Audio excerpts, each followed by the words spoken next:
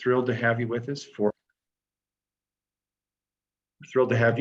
our January Hot Topics webinar. So my name is Norm Thurston. I am the Executive Director here at NAHDO, the National Association of Health Data Organizations. And I'm also recognizing here with us also Joe Porter, who is the co-chair of the APCD Council with me, and Charles Holly, who is our Director of Projects here at NAHDO. So we are thrilled to be talking about 2023. It's a brand new year. It's a lovely year so far. Lots of interesting things going on out there. But we want to talk today just about some of the prognostications of things that might be happening in the data world that we are pretty sure we know about. And so we've invited 3 of our guests to come with us today and speak about those. So I'm going to turn the time over to Charles Holly, our Director of Projects, to introduce our first panelist. And Charles, take it away. Great, thanks, Norm. And our first panelist today, or presenter speaker, is Jolie Ritzo with Civitas Networks for Health. And I believe Jolie is going to share with us some information about health data utilities. So I will turn the time over to you, Jolie. Super, thank you so much for inviting me to join you all. And yeah, so today wanted to talk a little bit more about this emerging model, or models, I should say, around health data utilities. And then more specifically, Charles and Norm had invited me to talk with you all about what this means for all payer claims databases and hospital discharge data. So we'll spend a little bit of time talking about that today. I would also just invite Charles and Norm as I'm going through these slides, and I know that both of you have been engaging more with Civitas Networks for Health over this past year. If you have additional insights, I would just invite you to layer that in, because as you'll hear me say as I go through this presentation, this is emerging, it's evolving quickly, and there's still a lot to learn. So with that, let me go forward here. So quickly, I'll just give you a brief introduction to Civitas Networks for Health. Want to talk a little bit more about the emergence of health data utilities, what health data utilities are, the way we're thinking about it, and how this is playing out in states across the country. And then again, as I already mentioned, we'll talk about opportunities for APCDs and hospital discharge data. And then Civitas is also doing some important work with the Gravity Project, and I believe there's opportunities for APCDs as well as hospital discharge data to get more involved with that work as well. So just quickly, a little bit about me. I am Senior Director of Network Engagement with Civitas Networks for Health. Civitas came to be in October of 2021. We brought together the Network for Regional Healthcare Improvement, as well as the Strategic Health Information Exchange Collaborative. So 2 national networks became one. And I was a part of the Network for Regional Healthcare Improvement for about 6 years before we became Civitas Networks for Health. With network engagement, I have oversight of all things communications and marketing. I lead our government relations and advocacy work, and then I also lead our event strategy. So we offer many different virtual events, and then also host a hybrid annual conference each year. I have a master's in public health. My undergraduate work was in community health. I've had the opportunity to work in healthcare for an integrated health system before I entered into this nonprofit trade association world that I'm in now. So a little bit more about Civitas. We are a national, or I should say a nonprofit national collaborative that represents organizations throughout the country. The organizations that we represent at the highest level are health information exchanges, regional health improvement collaboratives, all payer claims databases, quality improvement organizations, and others with aligned sort of missions and values. We have 3 levels of membership that is where we were able to achieve that. So really what we're trying to do is bring our members together to learn, to increase collaboration, and to provide opportunity for problem solving and understanding that, again, the improvement that happens in health and healthcare is often fiercely local, but there's also attributes of that work that we can learn from and apply in different regions and localities throughout the country. We also do a fair bit of work to make sure that we are educating other national partners as well as policymakers about the work of these local implementers throughout the country and how critically important their work is in truly transforming health and healthcare in the country. So our tagline is regional innovation, national impact, but we do truly stand for community data-led health improvement and information exchange to really be able to address some of the most pressing issues. We believe that there is tremendous value in being collaborative, connected, and data-driven. And as I already mentioned, we represent the majority of the health information exchanges in the country. Regional health improvement collaboratives can be a little bit harder to define, but these are critical entities within geographies throughout the country that are providing the ability to sort of act as a neutral backbone and a trusted mechanism to bring together key stakeholders, and they require multi-stakeholder governance at the board level, and they are assisting with really important technical assistance as it relates to quality improvement, addressing cost of care, patient safety, and many other important issues around the delivery of care and transformation happening. We have many affiliated organizations, so NAHDO is one of our affiliate members, and we're really excited to be working closely with NAHDO. And then we also have strategic business and technology members, so they're the solutions partners, often offering HIEs and RICs the technology and other services they may require to be successful. All right, so now to talk a little bit more about health data utilities.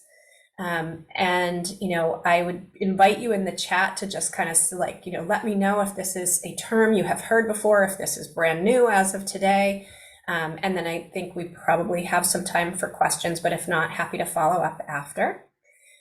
So wanted to actually just quickly say, health data utilities have been, I would say, emerging for several years now, but certainly as the need for more complete data is becoming more and more sort of obvious, and the need to accelerate efforts around interoperability, while also just making sure that we're addressing fragmented data sets to really meet the needs of our communities to improve, patients' care and experience. We found that, the ability to bring together more comprehensive data sets potentially can be achieved through this concept of health data utility. So I'm going to start to talk more about what that really means.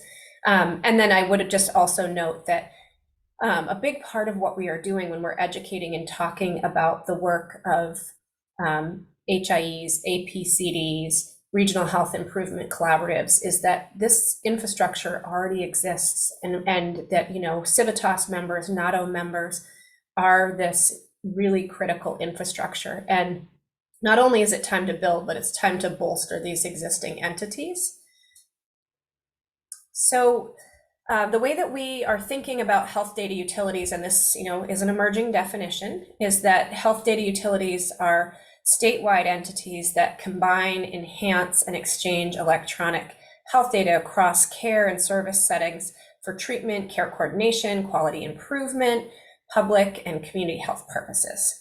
And they are used to enable specific defined use cases with extra protection to ensure patient privacy and appropriate use.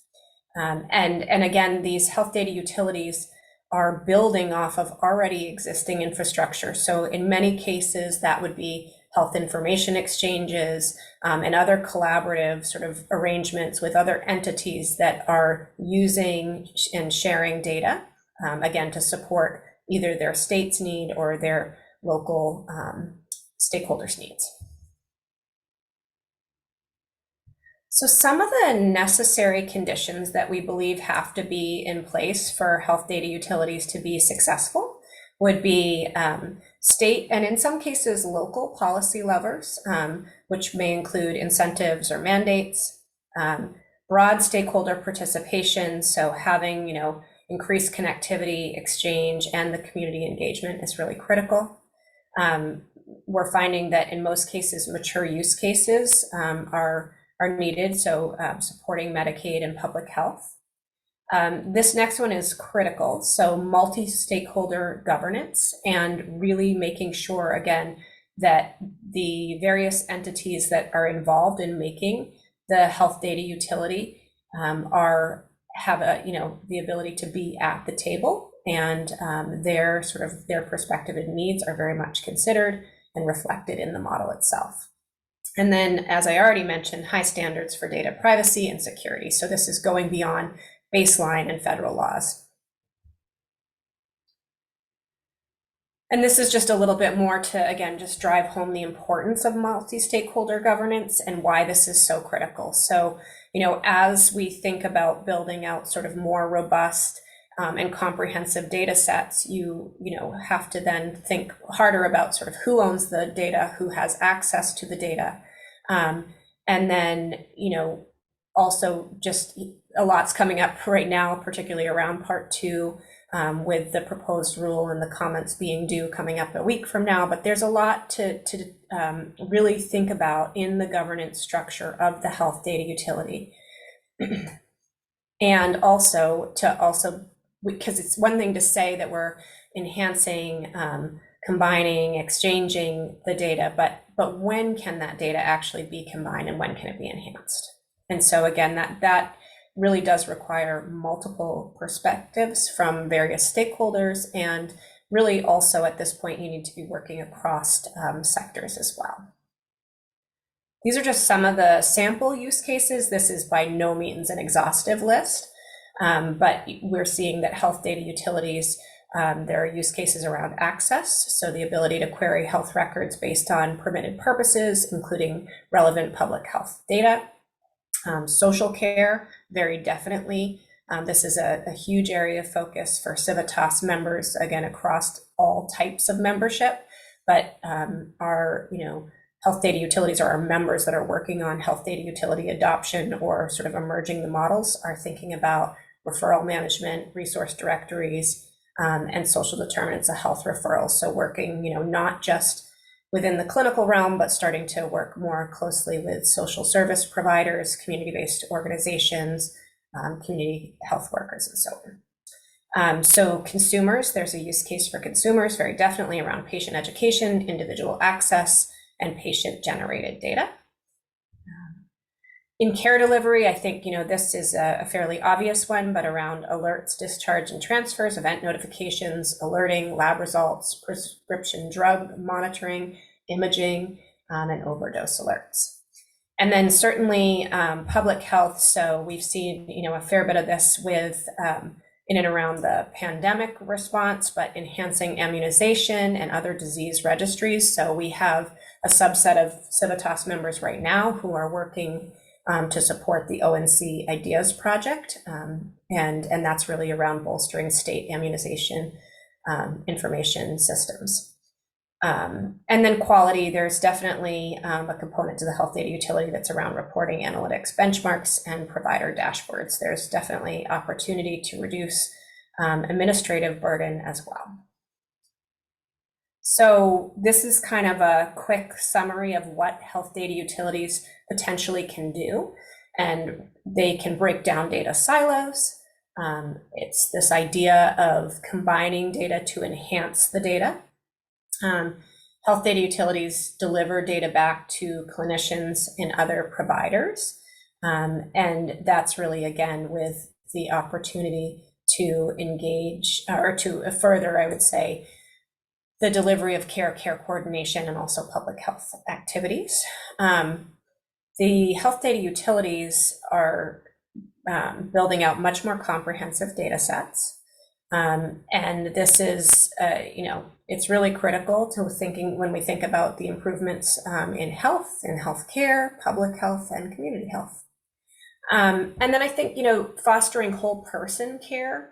So the more comprehensive information we have about patients, the more equipped providers are. Similarly, payers then can adjust benefits to meet their beneficiaries' needs. Employers are able to, feel better about the plans they're offering their employees and so on. So there's just so much there. And then also the ability to reduce some of the provider burden around additional reporting requirements. And then, as I already mentioned, that, a big part of our government relations and advocacy work comes back around to do not start from scratch. Let's leverage existing infrastructure that has been in place, and we can build off of that. So again, this was a very sort of brief overview of health data utilities, but we, Civitas, throughout the course of the fall, convened a national advisory council of experts from across the country. We had Norm as one of our advisors on the project, and we were working to build the health data utility framework, and this we anticipate should be released in early February. The framework is meant to be an interactive tool that entities involved in building out a health data utility model, either adopting or furthering the model, can work collaboratively to assess both where they are, where there's gaps, and where there's opportunities. We also published an in-depth issue brief that is found on the Civitas website. It again goes into kind of the emergence, the history, as well as the definition, some of the sort of key conditions, components, and so on of the health data utility models. And then we also see in 2023 that we'll keep working on this because we believe beyond the framework, there really is need for a maturity model as well. And some work is already underway with partners of ours, and we will also support, again, the furthering of a maturity model and implementation guide for health data utilities. So shall I just keep going? Should I pause for questions? Charles, what's your preference here? My sense is that the one question that we have is about the majority of use cases here being kind of related to HIEs and differentiating that. My sense is that getting into this part about opportunities for APCDs and hospital discharge data might help make that distinction. I think so, very definitely. And I would say that what you're going to see on these next few slides is not exhaustive, and I actually hope that it prompts conversations so that we continue to think about the potential and the use cases that could fit within the health data utility model, and definitely our opportunities for APCDs and hospital discharge data. All right, so let me just take a quick sip of water. All right, so I don't have to tell this group, but APCDs offer unique insights into local market dynamics and operations. And, the ability for an APCD to shine light on information gaps, using the analytics that you have to inform local leaders, policymakers, and regulators is very powerful. And, our thinking around health data utilities, and I would say the evolving sort of models are that, the more robust the health data utility is, the better and more usable the data actually becomes to the stakeholders that have access to the data. So, just a few opportunities that came to mind as I was working on these slides would be creating greater alignment in statewide data sets, bolstering the information systems, and also supporting decision making. So that's obviously very, broad, but I think there is tremendous opportunity there. Enhancing longitudinal patient records for improved care and care coordination, I think, is a really important use case. And we know that, in certain places in Nebraska and Iowa, where Sync Health has been working to build out longitudinal patient records, it's really supporting, again, much more comprehensive care and the ability to coordinate the care. And then assisting with population health analytics, tracking trends, predicting risks, supporting future preparedness. So the ability to layer in the claims data with the clinical insights, having also public health data, social determinants of health data, real data, it starts to create that much more sort of whole picture of a patient. And then again, going back to having that sort of longitudinal record, the ability to look back, again, I think has tremendous opportunities. So just some additional examples of where APCDs can add value is in pointing out inequities with health system access, disparities in health condition prevalence, failure in coverage, rising healthcare costs, preventable ED visits, comprehensive insight into coverage when a patient has more than one health plan. And then opportunities for, again, I think that, I was pointing out that in some cases it could be statewide, might be county level, could be system level, provider level. And, I know that many APCDs have been supporting, and I should say MPCDs as well, but supporting important low value care initiatives. And that's just one example. The other thing I wanted to call attention to where, when we think about the health data utilities, again, we genuinely don't believe this is going to just be one entity. This isn't necessarily just the HIE becomes the health data utility. We believe it has to be a collaborative arrangement. In most cases, it's going to be multiple entities working together to meet either a state's need, or in some cases, I just got off the phone with partners in Texas where regional HIEs are forcing sort of the way that we're thinking about it being a statewide model. But regardless, we know that the multi-stakeholder approach is really critical. And I think in most cases, many of the state APCDs are viewed also as neutral conveners working to bring together and provide insights to policymakers, payers, providers, employers, so that you're, again, bringing forward that objective analysis and the data that's collected to really inform decision making. And the health data utilities have to be highly collaborative to be successful. As I've said many times over, in most cases, the models are going to be more than one entity working to achieve a common goal. So then thinking more about hospital discharge data, and again, these slides, I hope, prompt some conversation. I don't want you to think that this is an exhaustive list, but when you think about a hospital, or we think about hospital discharge data and you think about health data utilities, the ability to have, claims information, to have clinical, live time ADTs, as well as the public health data, social determinants of health data, and then start to get into, race, ethnicity, language, SOGI data, all of that becomes, again, much more comprehensive. And I think the most important win is that patients hopefully start to receive better coordinated care, reducing unnecessary utilization or emergency department visits and potential hospitalizations. Because if we can get out in front of this and be proactive and social needs are actually being met, there's obviously tremendous opportunity. So discharge planning is, not only informed by the live time updates on available beds and services, but also having that longitudinal record, having that understanding of a patient's need can also support in better understanding, again, what trends and potential risks a patient may have, and then think about how to support future or to prevent future episodes.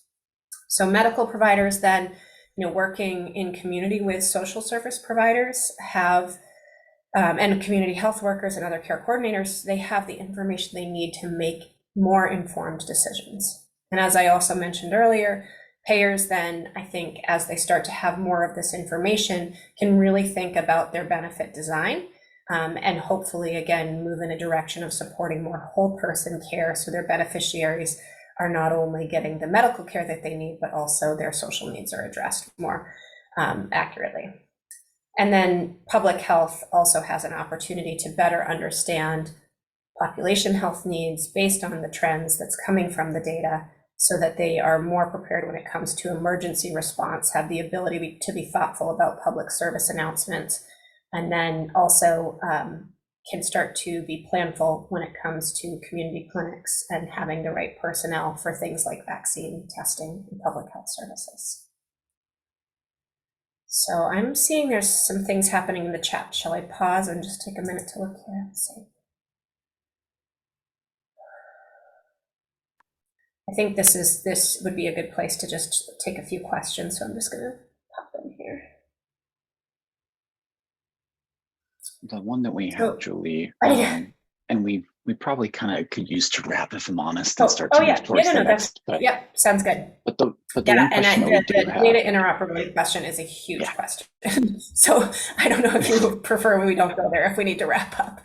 I was kind of thinking maybe we can, because we'll have Paul McCormick from Civic speaking to sort of reacting a little bit to some of this conversation and sharing some perspective from Colorado Sure. at the end of this. And I'm wondering if that might be an opportunity as well to sort of speak to the interoperability, since I know that you all are working closely on the HDU project. Yeah, that sounds great. And the other thing I would just offer up is that if you want to just share my slides, I don't think there's anything on these next two slides that can't just be, read by this group, but just know that there is definitely opportunity to get involved with the Gravity Project, and there's more coming in 2023, and we just would really invite you to do that. Great. Thank you, Jolie. And Sure. if I can just make I'll tack on to the Gravity Project piece and say that I was excited to see that as part of a pilot project, if Affinity Pilot Project Phase 2, I believe it is, that we actually have a state agency, Washington State Department of Health will be participating. And I was really wanting to draw to everyone's attention the opportunity for state agencies and APCD and HDD programs to participate in that, since right now that's not it's not like entirely built on fire or anything like that. And that is, in fact, Washington State is, the Department of Health is the data steward for their hospital discharge data. So so I'm gonna try to save some questions till the end, and then we'll come back to these, because these are really great questions, and I think we may even need to respond offline. So this is great. Thank you all. So let me really briefly, I'm going to switch gears some and turn to New York State. We have Neil Muscatiello. I'm hoping I'm pronouncing that even anywhere near correct. Muscatiello. Thank you, Neil. Thank you very much. And Seema Nayak here to share some information about New York State's plans for their environmental public health dashboard and reporting. The reason that I thought it would be helpful to have them share some of this perspective and related is that really that these programs, they're not exactly an HDU per se, but that all of these ideas are sort of leveraging integrated data and data that's familiar to our folks here on the phone. So I'll turn things over to you, Neil. Thank you. Okay, great. Thanks, Charles. Can everyone see my presenter view, or is it my notes view? We actually see the, oh, a second, it switched. We saw the sort of regular view, and now we're seeing kind of the backstage view. Perfect. Okay, great. Sorry, Neil, I may have miscommunicated.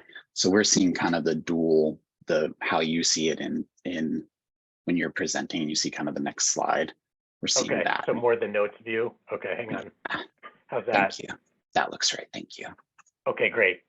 All right, thanks, Charles. So I think I've got 10 minutes, right, to talk as much as I can about work we're doing in the New York State EPHT program, particularly talking about an initiative to develop sub-county areas for display.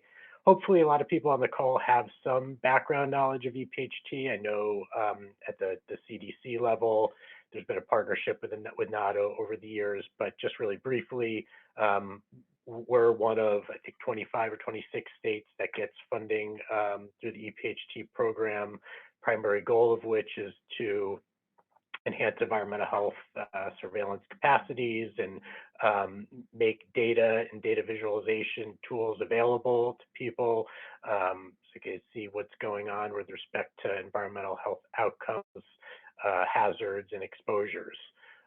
So all states who are funded with EPHT have what we call a portal. This is a screenshot of the portal, sorry, you would see if you went to the New York State EPHT page, which, at this point you can see it's relatively static looking, shows county level data, has a little bit of functionality in terms of options for selecting years and toggling between ED visits and hospitalizations, and then showing some displays by demographic factors. But through discussions with stakeholders and others over the years, we're aware that within a county, there's a lot of variation in health outcomes, right? So one of our goals has been to develop a platform that can show sub-county data. So our idea for creating aggregated areas is that we wanted to develop a tool or displays based on census tract as the base unit of geography, recognizing that some census tracts in New York State are very sparsely populated. We wanted to develop a way to aggregate census tracts in places where we didn't have a lot of population, but maintain finer scale displays, perhaps individual census tracts in places where we had better numbers.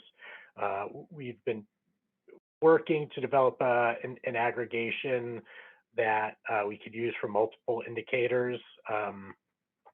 Thinking that for a user it might be easier to see these geographic areas showing consistent boundaries rather than changing depending upon the health or environmental indicator you were looking at. And of course, a big issue has been being able to have areas that show stable rates. So where we're having counts, where we get counts that are large enough, but also and are also protecting patient confidentiality. So in some early work we did, we came up with seeking to create areas that had a population of around 7,500 or minimum of 7,500, which would give us enough of a population based on the rates for the health outcome indicators we were looking at, so that most areas would have samples that were large enough. One thing that if you're familiar with New York State, that is clear when you look at the distribution of population by county, that there's a really wide range. New York City counties are some of the highest populated in the country.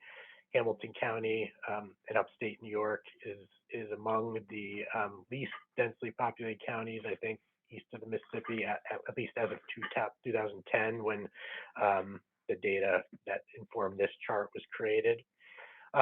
So the big question initially was, how are we going to, aggregate census tract to create these areas? And in New York State, we were lucky enough to have some staff going way back who had started work to develop a tool, first in SAS and later on moved over into R, that would aggregate any kind of input area in an automated way, so that you can create larger areas from smaller ones.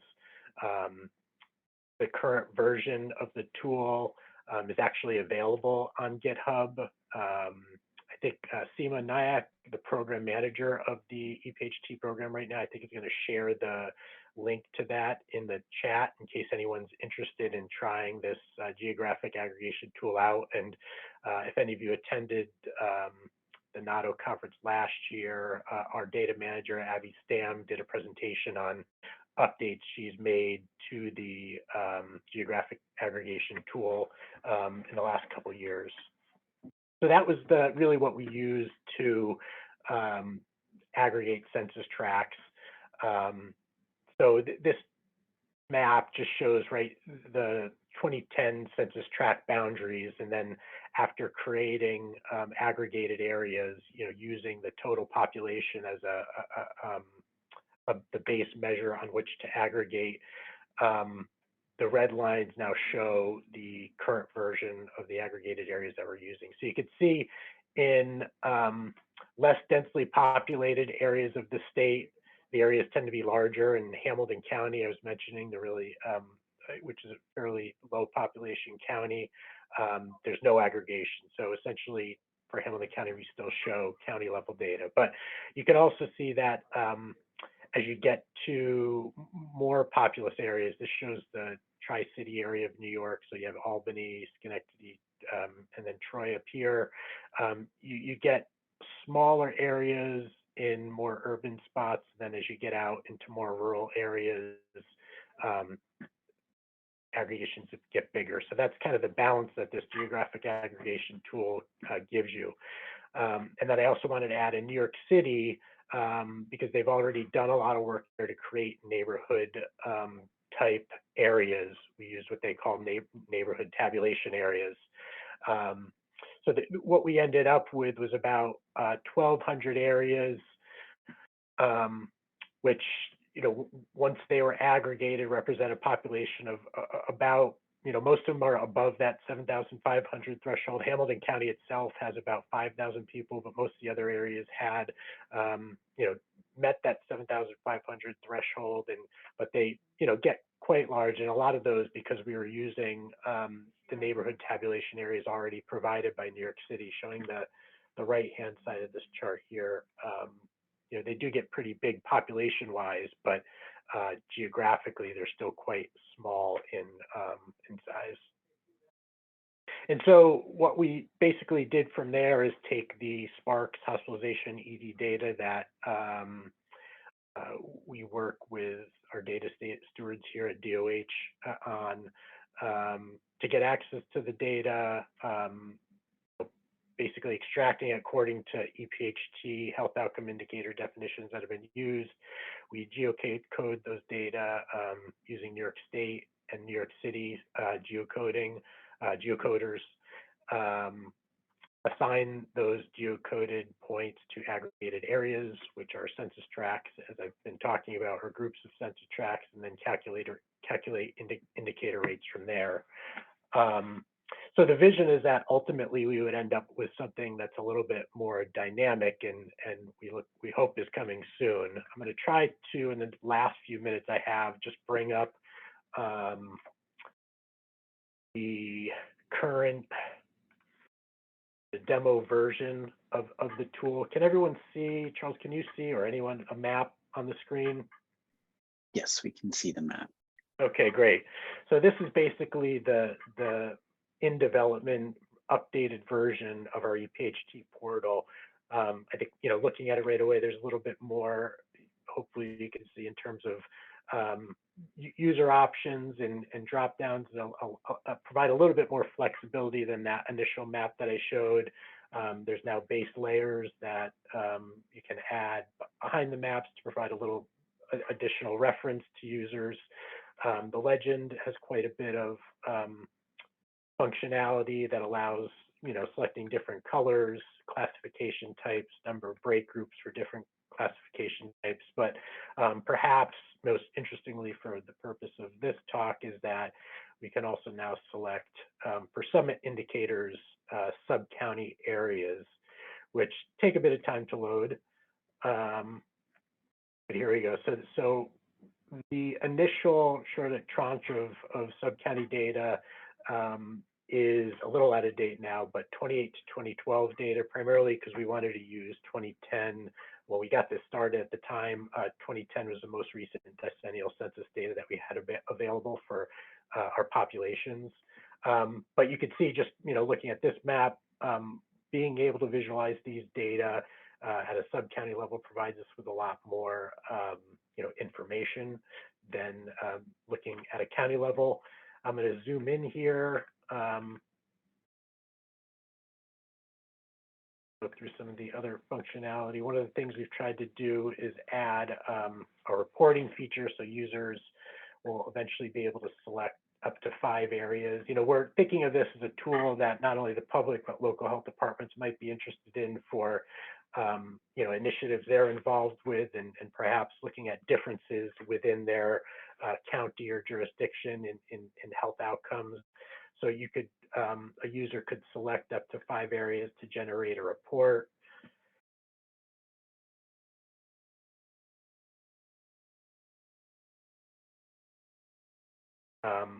Which would then display, in PDF format, that the areas that you selected sort of zoomed in on, and then a summary of those areas along with a rate, how it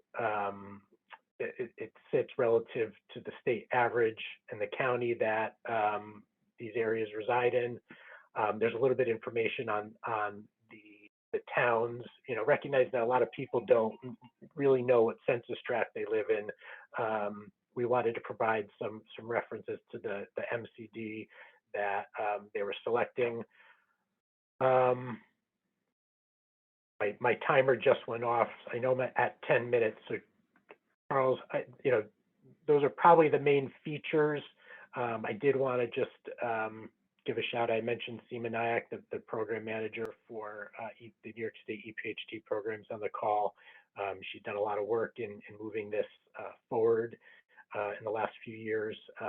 Big thanks to other EPHT staff who may be on the call or from other states who have provided input on this. I know this might be redundant to some of you. I've seen some familiar names on the phone today, but maybe I'll stop there, Charles, just in the interest of staying on schedule. Thank you, Neil. I appreciate it. And thank you for sharing this information. It's really great. And I think, is one of many demonstrations of integrating some of the valuable data in all payer claims databases, and in this case, really hospital discharge data with other data to produce valuable information.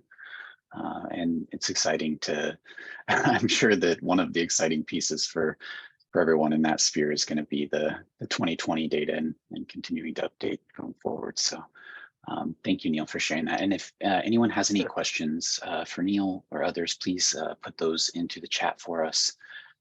And I am going to introduce Paul McCormick, who is with the Center for Improving Value in Healthcare in Colorado, or CIVHC. And Paul is going to share some insights, maybe react to some of these comments and share a little bit about what's next, what's coming in 2023 for CIVHC.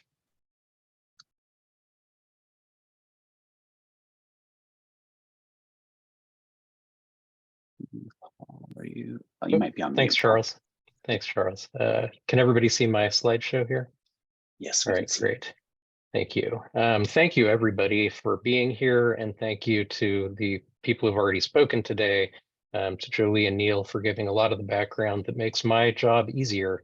I'm Paul McCormick. I'm Vice President of Data Operations at the Center for Improving Value in Healthcare, or CIVHC. CIVHC is the administrator of Colorado APCD. We've been the administrator since 2017 when the database was created. It includes data from Medicare, from Colorado Medicaid, and from 36 commercial payers, including Medicare Advantage. And we are nearing a million claims, and we have more than 5 million lives in our database. So it's quite big, and it covers many, many years of data. We also receive non-claims reimbursement data. So that includes alternative payment model data and drug rebate data. So we use that APM data to measure the impact of the shift to value-based care. And we use the drug rebate data to analyze the impact of drug rebate arrangements on patient costs and access to affordable drugs. As an advocate of transparency, we publish a number of public reports and analyses through our website at civhic.org. Our flagship report is our affordability dashboard, which shows across many dimensions how affordable healthcare is for the people of Colorado. The Colorado APCD has also been written into legislation. A number of different bills have included use of the Colorado APCD. The one that I like to highlight the most is that we produce the fee schedule for the Surprise Billing Act. So that's a little bit of background on CIVHC itself.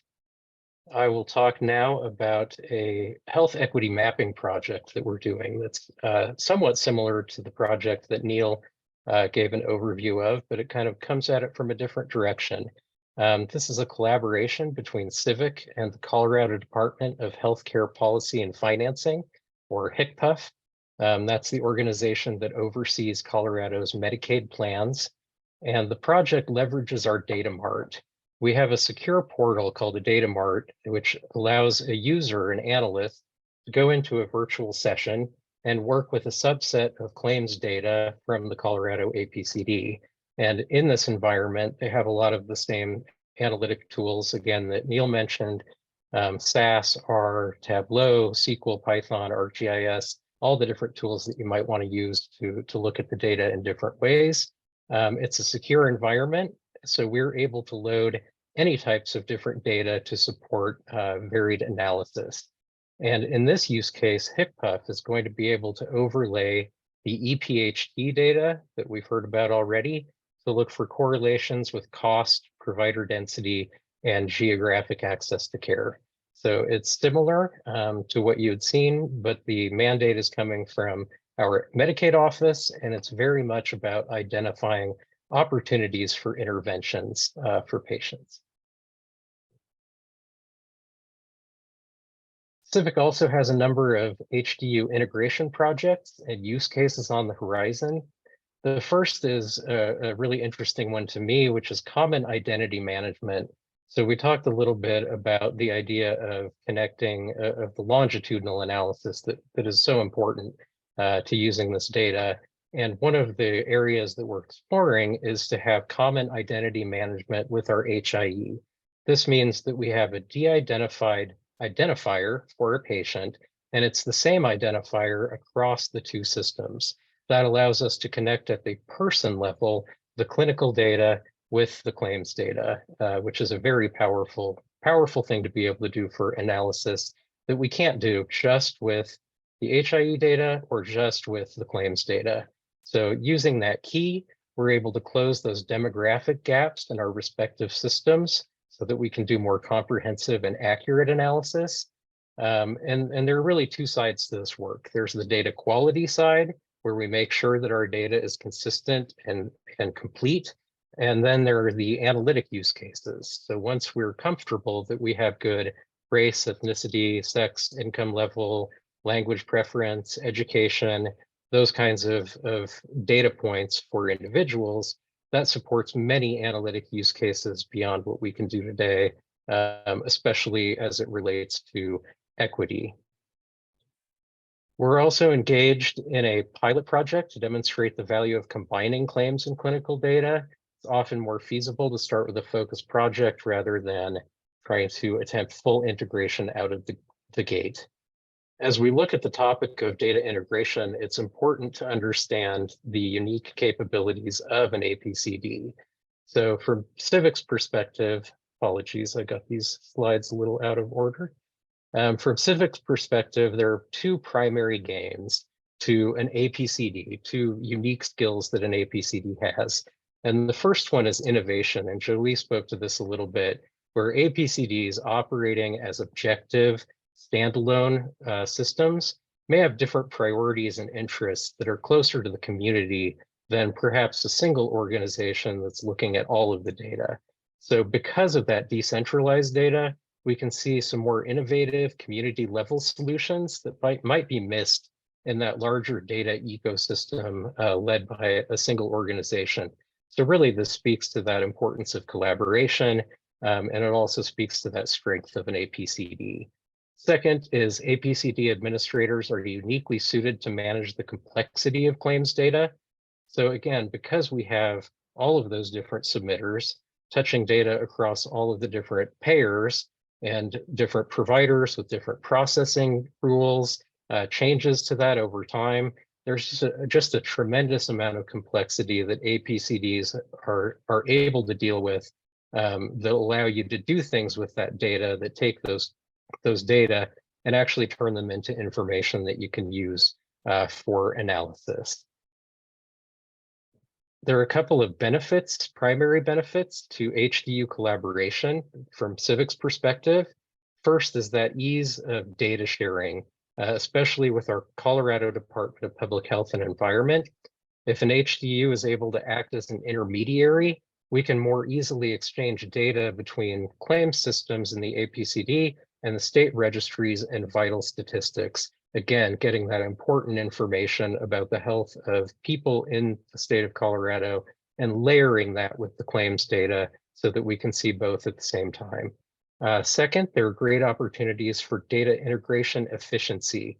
So similar to the topic of identity management, to that use case, as experts in integration of the data itself, we believe HDUs are well positioned to support the ever increasing need for data sharing.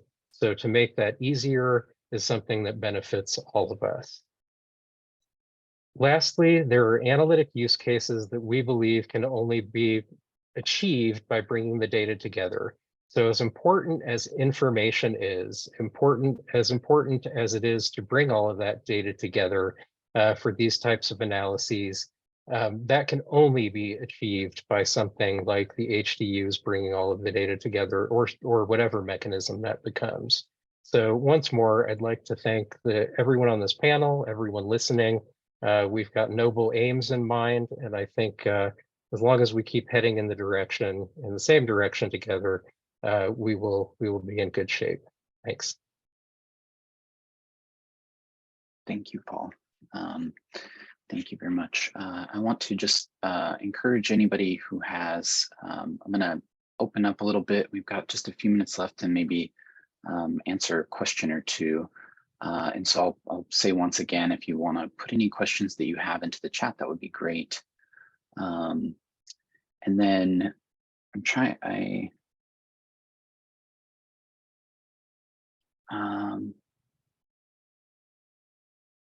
I'm not not exactly sure. I was wondering if any of these questions maybe applied broadly enough, you know, to elicit multiple responses. That's why I was kind of reading through them real quickly. Let me just ask Jolie. I know that you pointed everybody to kind of the HDU issue brief. I'm wondering if there's any of these questions that you might want to respond to directly. Yeah, I mean, I'm happy to. I think, you know, so the thing that's, again, I've said this a lot, but it really does vary state to state. So I think, you know, when you think about the governance, you know, a lot of that does come back to whether there already is sort of state designation with a health information exchange, for example, within the state. If there's a state APCD, if there's already sort of organizations that have been charged by the state for certain services.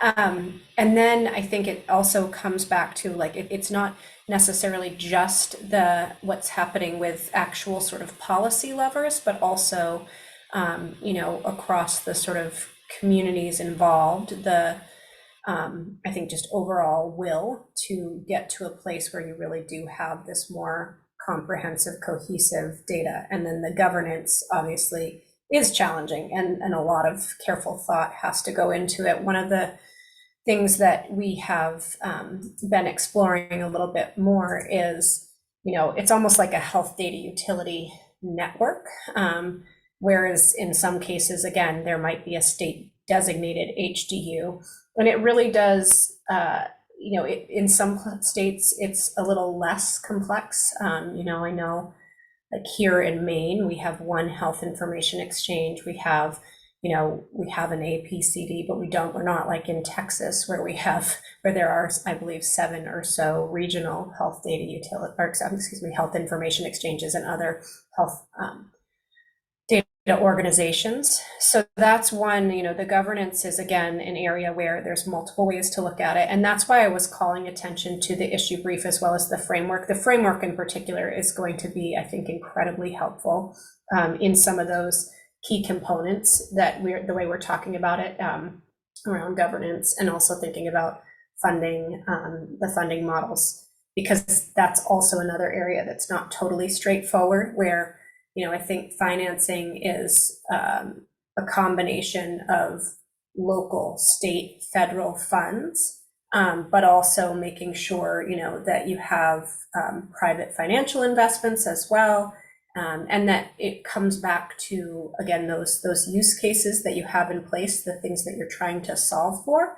So I guess that's just a little bit about what I would say about that. And both are, you know, I would say all 3 of the questions in the chat were fantastic questions, and there's a lot sort of a meat behind the answers there, but would encourage reading through the issue brief. And then again, we should be publishing the framework within the next few weeks, and I think that will really help entities within states to look at if they are in a place where they're already potentially functioning as a health data utility or have a model in place, if there's opportunity to expand on that. If the sort of, I would say, political and market will is there. Great. Thank you, Jolie. I'll pause for a moment in case Paul or or perhaps Neil has anything to add.